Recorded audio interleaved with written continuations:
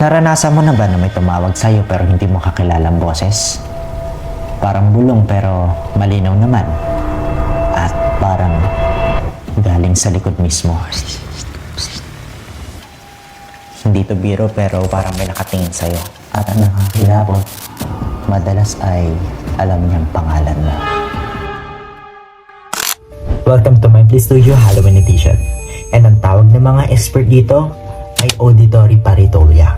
And kapag sobrang alerto kasi ng utak natin, nagiging sensitive ito sa mga tunog sa paligid natin. Kaya ang nangyayari kahit tunog ng electric fan, tunog ng keyboard, or tunog ng anything, kahit kaluskos man yan, ay ginagawa nito ng brain natin ng pattern. Kasi natural sa ating mga tao na maghanap ng meaning sa mga randomness. At dahil nga sanay na ang utak mo na marinig ang pangalan mo, ito mismo yung ginagamit ng subconscious mo.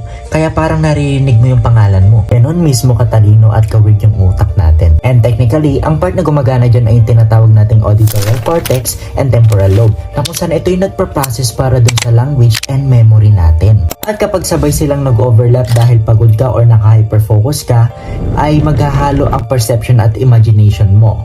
Kaya nakakarinig ka ng mga bagay na wala naman talaga nagsasalita. Pero ito yung nakakakilabot.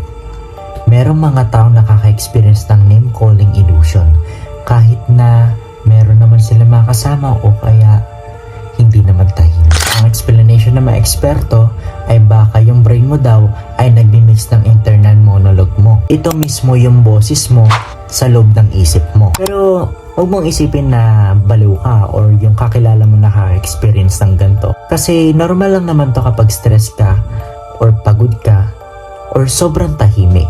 Kasi yung brain natin ayaw ng silence. Kaya gumagawa siya ng meaning dun sa mga naririnig nating bagay-bagay. Pero minsan, kahit alam mong guni-guni na lang, bakit parang sakto pa rin yung timing, no? Bakit parang alam ng boses kung kailan ka tatawagin? Well, wala naman dapat ikabahala. Kasi nga, meron tayong instinct mismo sa katawan at isipan natin.